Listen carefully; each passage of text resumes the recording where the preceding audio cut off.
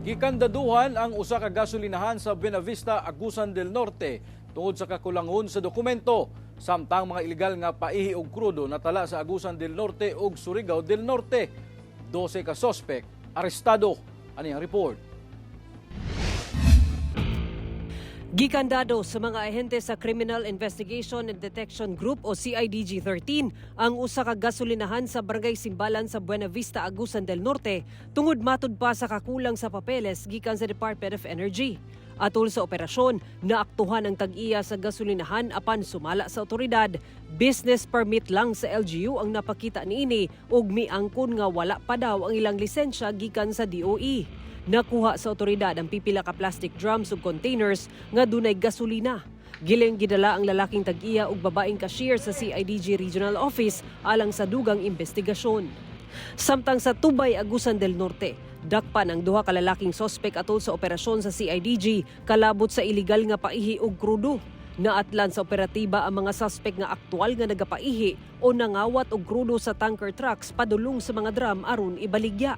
Gikan matud pa sa Cagayan de Oro City ang tanker truck ug sa daplin sa kalsada sa Tubay gipahigayon ang paihi. Nakumpiska sa otoridad ang usa ka trailer tanker nga dunay 180 liters sa gasolina nga nagkantidad og kapin 6.6 milyon pesos. Ang kalainan ato is code in the app gihapon, no, ang katong mga suspects kadtong April 17 sa Tubay, which is ang fuel, no, from tanker trucks. Tanker truck ito. I-transfer. No, i-transfer nila dito sa mga gagmay nga mga containers.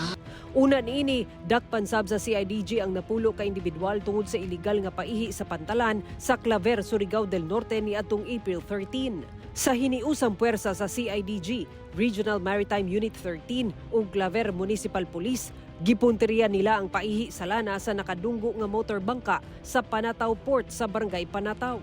Nasakmit sa operatiba ang 20 ka drum sa diesel, 30 ka empty drums, 2 ka water pumps, hose ug motorized bangka, lakip ang tanker truck. Nagkantidad kinitanan sa kapin 5.6 milyon pesos.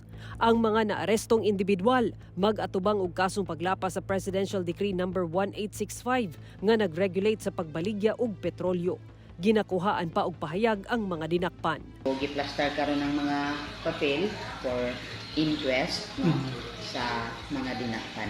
Sara Hilomen Velasco, 1 Mindanao.